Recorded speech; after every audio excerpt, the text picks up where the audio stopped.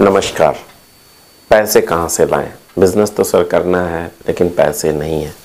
पैसे की व्यवस्था कैसे करें? कहाँ से मुझे फंड मिलेगा? बड़ा सोच रहा हूँ, बड़ी चीज़ें डालनी है तो पैसे कहाँ से लाएं? तो आज इस समस्या को लेके हम यहाँ पे डिस्कस करेंगे और बहुत कुछ उम्मीद है कि आपकी वो समस्या खत्म हो। बैंक में पैसे कैसे लें, बैंक से लोन कैसे लें, फिर नए सेटअप के लिए लोन कैसे लें, बैंक लोन नहीं देता है तब क्या क्या करना चाहिए, क्या क्या कारण है कि बैंक से लोन नहीं मिल पाता, उन चीज़ों पे विचार करेंगे और एक आसानी से ऐसी बात सामने लाएंगे, कोशिश करेंगे आसान भाषा में समझाने की कि कहाँ दिक्कत आ जाती है कि बैंक आपको लोन नहीं देता है और क्या हमें ऐसे कदम उठाने चाहिए कि बैंक आसानी से लोन दे दे। तो सबसे बड़ी बात यह है कि जब आप नया बिजनेस स्टार्ट करते हैं, एकदम नया बिजनेस, तो बैंक जो लोन देता है वो पुराने बिजनेस पे देता है। आमतौर पे यही बातें आती हैं कि जब हम पुराना बिजनेस हो जाता है 3-4 साल का, तो हमारे जो बिजनेस के रुख है, अच्छा चल रहा है, उसके जो बैलेंस शीट है उसके अकॉर्डिंग लोन देता है मोस्टली। लेकिन एक तरीका ऐसा भी है कि जब आपका एकदम स्टार्टिंग बिजनेस है, क्योंकि हम जो यहाँ बात कर रहे हैं, हम सब जो फेस कर रहे हैं वो यही फेस कर रहे हैं ना कि हमें बिजनेस स्टार्ट करना है, हमें बिजनेस चालू करना है। जैसे मेरा जो स्कूल है, मुझे बहुत सारे ऐसे लोग ज़्यादा सुनते हैं जो अपना नया बिजनेस स्टार्ट करने वाले होते हैं, क्योंकि मैं जब बिजनेस आइडिया देता हूँ तो वो वही लोग तो आइडिया लेने की सोचेंगे जो अभी बिजनेस स्टार्ट कर रहे हैं। जो पुराने हैं वो क्यों नए बिजनेस के बारे में सोचेंगे, या जिनका बिजनेस खत्म हो रहा है या किसी कारण से नहीं चल रहा है वो नया बिजनेस देख रहे होते हैं, सोचते हैं कि कैसे करना है। तो जो नया बिजनेस स्टार्ट करते हैं उनको बैंक लोन नहीं देता, मोस्टली ऐसा ही होता है। लेकिन जो आज मैं यहाँ बता रहा हूँ वो स्कीम इसीलिए है जो नया बिजनेस स्टार्ट कर रहे हैं उन्हीं को लोन देगा, और वो स्कीम और किसी को नहीं देती है। यानी जिनका लोन चल रहा है इस स्कीम के तहत उनको नहीं मिलेगा, उनको मिलेगा जो अपना नया बिजनेस स्टार्ट कर रहे हैं। ठीक है, पहली बात तो ये क्लियर हुई। तो इसका नाम क्या है? तो स्टैंड अप इंडिया नाम का लोन है ये, जो कि बैंकों से मिलता है। मैं एक चीज़ और बता दूं, ऐसे बैंक के दर की ठोकरें खाने से फ़ायदा नहीं होगा। कैसे अप्लाई करना है वो भी मैं बताऊंगा ताकि आसानी से आपको मिल सके। तो स्टैंड अप इंडिया जो लोन है वो भारत सरकार देती है कैसे उद्योगों को, एक ऐसे स्टार्टअप को जो अभी स्टार्ट करने वाले हैं, जो स्टार्ट करने की सोच रहे हैं, जो चाहते हैं कि मुझे कुछ नया करना है लेकिन उनके पास फंड नहीं है, तो उसके लिए। अब देखिए, इसमें 2 तरीके से लोन मिलता है। नंबर 1, वो देखिए 2 तरीके से लोन होता भी है किसी उद्योग के लिए। एक टर्म लोन होता है। टर्म लोन क्या होता है, पहले उसको आसान भाषा में समझते हैं। जैसे आपको कोई सेटअप बनाना है, मान लीजिए कुछ मशीनें लगानी है, कुछ नया कंस्ट्रक्शन करके उसमें मशीनें इस्टेब्लिश करनी, कोई नया कारखाना खोलना है, तो उसे टर्म लोन कहते हैं। जब मशीन खरीदनी हो, कुछ ऐसे इक्विपमेंट्स खरीदने हो जो आपके बिजनेस के लिए यूज़फुल होते हैं ना। जब आप कोई बिजनेस करोगे, स्टार्ट करोगे, कोई मैन्युफैक्चरिंग यूनिट डालोगे, कोई मशीनें खरीदनी होगी ना, कुछ मशीनें ज़रूरत होंगी, तो ये जो लोन की स्कीम है ना, इसके तहत आपको इसी चीज़ों के लिए लोन मिलता है जिसको टर्म लोन बोलते हैं, कि आपको कौन कौन सी मशीनें खरीदनी है। दूसरी चीज़ क्या होती है? दूसरा होता है वर्किंग कैपिटल। जो हम काम कर रहे होते हैं उसमें डे बाय डेज कई सारे खर्चे होते हैं, कभी ये सामान लाना है, कभी वो सामान लाना है, कभी रॉ मटेरियल लाना है, उसके लिए भी लोन की ज़रूरत होती है। तो इस स्कीम के तहत उस पर भी लोन मिलता है। यानी टर्म प्लान और वर्किंग कैपिटल दोनों के लिए ही यहाँ पे लोन मिलता है और दोनों मिक्स है। अब क्या क्या ज़रूरत होगी कि आपको लोन कैसे आप कहोगे कि हाँ मैं इसके काबिल हूँ। तो सबसे पहले तो आपको 18+ होना चाहिए। सबसे पहले अगर आप 18+ हैं तो लोन ले सकते हैं। अगर आप SC या ST कैंडिडेट हैं तो बड़ी आसानी से ये लोन आपको मिल सकता है। दूसरी चीज़, अगर आप किसी भी कैटेगरी में वुमेन है तो लोन आसानी से मिल सकता है। तो आप ये मत हतोत्साही हो कि भाई मुझे कैसे मिलेगा। तो अगर आपकी माँ है, आपकी सिस्टर है, आपकी वाइफ है, देन आप ले सकते हो, उनके नाम अपना स्टार्टअप कर सकते हो, उनको प्रेरित कर सकते हो। ये सारी चीज़ें हैं, आप ऐसे भी लोन ले सकते हो। अब बात आती है सर कितना लोन मिल सकता है? तो 10 लाख से, देखिए बहुत ध्यान समझिए, जो मुद्रा लोन वगैरह हैं वो छोटे अमाउंट के लिए 50,000, फिर 3 लाख, फिर 10 लाख तक। लेकिन ये जो स्टार्ट होता है 10 लाख से 1 करोड़ तक का लोन दे सकते हैं। बहुत ध्यान से समझो, बहुत अच्छी स्कीम है।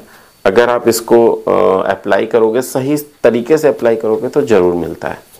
तो आपने ये समझ लिया कि सर कैसे मिलेगा, कितना मिलेगा। और अगर इंटरेस्ट रेट की बात करें तो देखिए इंटरेस्ट रेट क्या होता है एक वीडियो में नहीं बताया जा सकता है। हर बैंक का हर तरीके का अलग अलग सेटअप होता है, फ्लोटिंग होता है, जिस तरीके से रिजर्व बैंक ऑफ इंडिया अपनी गाइडलाइन सेट करती है उस तरीके से होता है। तो इसको अलग तरीके से समझेंगे और ये जब आप अप्लाई कर रहे हो तब आप देखना कि क्या कैसा क्या कंडीशंस हैं, ठीक है।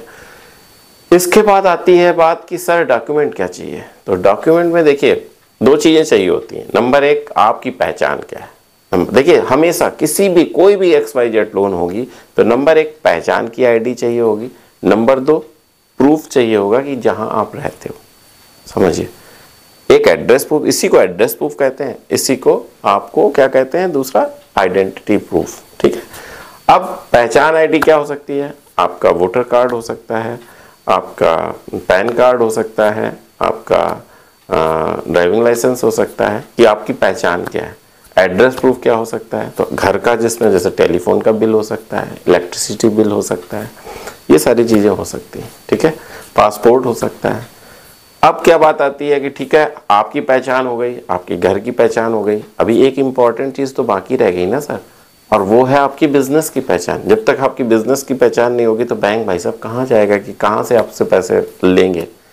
देखो एक चीज़ आप बात मान लो, ईमानदारी से बात मान लो, आप किसी को अगर 1 रुपया दोगे तो क्या ऐसे ही दे दोगे किसी को भी, भाई ये लीजिए 10 100 रुपये 500 रुपये, नहीं दोगे ना।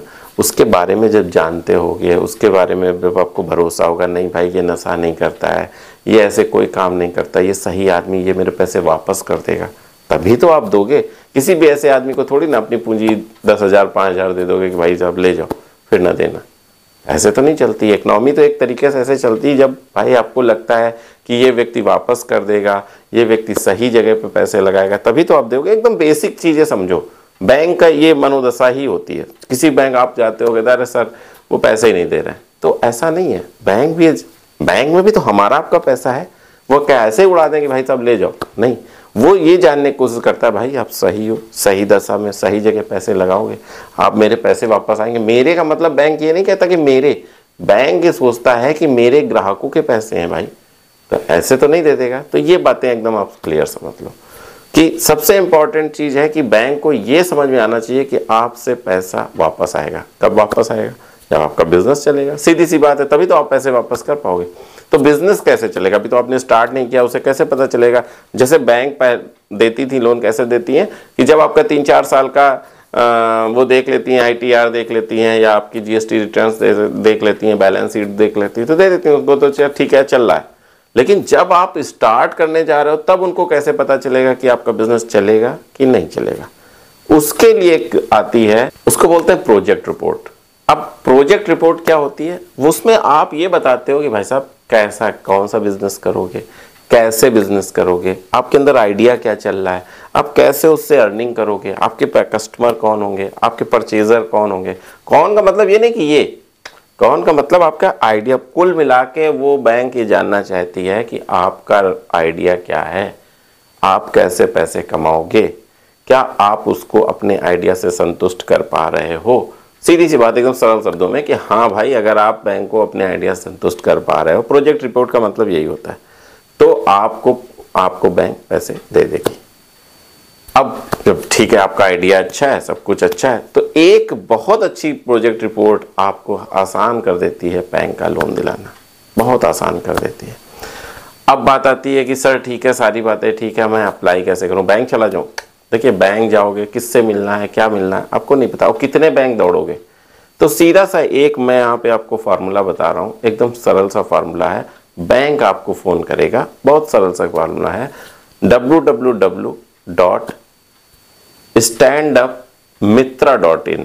याद रखना, फिर से मैं बोल रहा हूँ, www.standupmitra.in। ये वेबसाइट पर जाओगे, नीचे देखोगे कि अप्लाई का ऑप्शन आएगा, उसमें सिर्फ आपके कुछ चीज़ें मांगेगा, आपका नाम, आपका फ़ोन नंबर। जब आप इंटर करोगे तो वहाँ पे एक OTP आएगा। OTP इसलिए आएगा कि वो फ़ोन नंबर को वेरीफाई करेगा, जहाँ आपने वेरीफाई कर दिया बात खत्म हो जाएगी।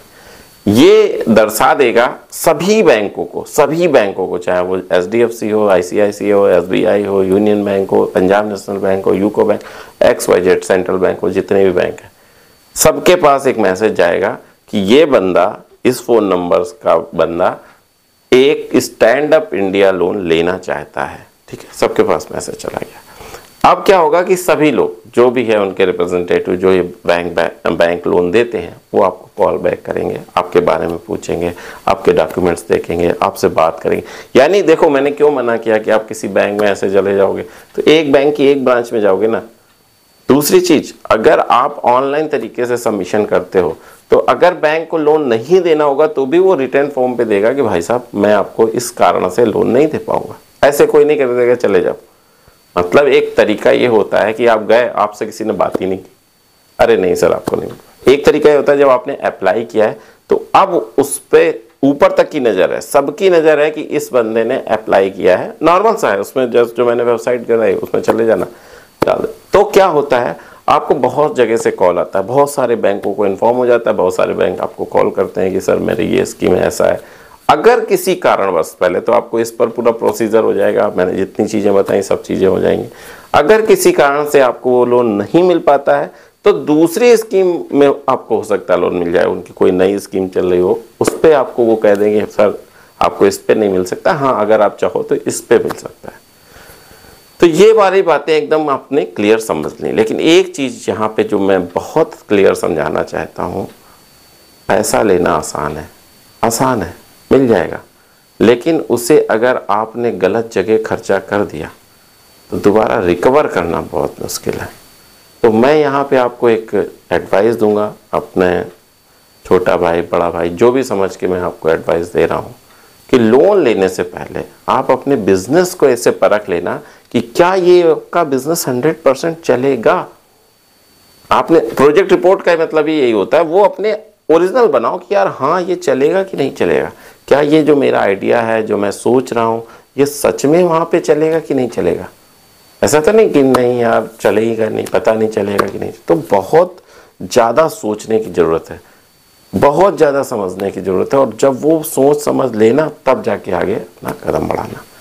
ऐसे अगर आपने कदम बढ़ा दिया, आपने लोन भी ले लिया फिर नहीं चला, बहुत सारे ऐसे लोग मिल जाएंगे कि मैं लोन दिला दूंगा और फिर नहीं चला, फिर क्या होगा, फिर आप बहुत परेशान हो जाओगे। तो मैं यहाँ पे आपको हेल्प की बात भी कर रहा हूँ कि कैसे लोन मिलता है, मैं आपको एक एडवाइस भी दे रहा हूँ कि जब तक आप ये सेटिस्फाई ना हो जाओ कि आपका बिज़नेस अच्छा चलेगा, आप आसानी से बिज़नेस कर पाओगे। बहुत सारे लोगों ने किया है या नहीं किया है, तो क्या तरीके हैं, पूरा जब तक 1-2 साल का मंथन ना कर लो तब तक ऐसे लोन वगैरह मत लेना। लेकिन अगर आपको लोन लेना है, आप समझ चुके हो, आपकी प्रोजेक्ट रिपोर्ट अच्छी है, आप समझ चुके हो कि सब कुछ ओके है, तो आपको लोन मिल जाएगा और आसानी से आप बिजनेस कर पाओगे। एक चीज़ और यहाँ पे छूट रही थी, वो मैं और बता दूं, इस लोन स्कीम में एक चीज़ बहुत इंपॉर्टेंट है कि आप इससे पहले किसी भी बैंक से डिफॉल्टर ना हुए। यानी किसी बैंक में आपने स्कूटी का लोन लिया, आप नहीं चुका पाए, तो आपको डिफॉल्टर घोषित किया गया होगा, तो इस स्कीम में आपको लोन नहीं मिलेगा। तो ये सारी बातें थी जो कि मुझे करनी पड़ी आपसे और करनी चाहिए कि भाई लोन या पैसे कैसे आएंगे। मैं और भी कुछ सोच रहा हूँ कि आगे अगर आप कहोगे, अगर आप ये विचार रखोगे, अगर आप मैसेज करोगे या कमेंट करोगे कि सर ऐसा है कि किसी बैंक में जाके किसी बैंक के पर्सन का इंटरव्यू लेके आप बताएं तो ज़्यादा अच्छा रहेगा।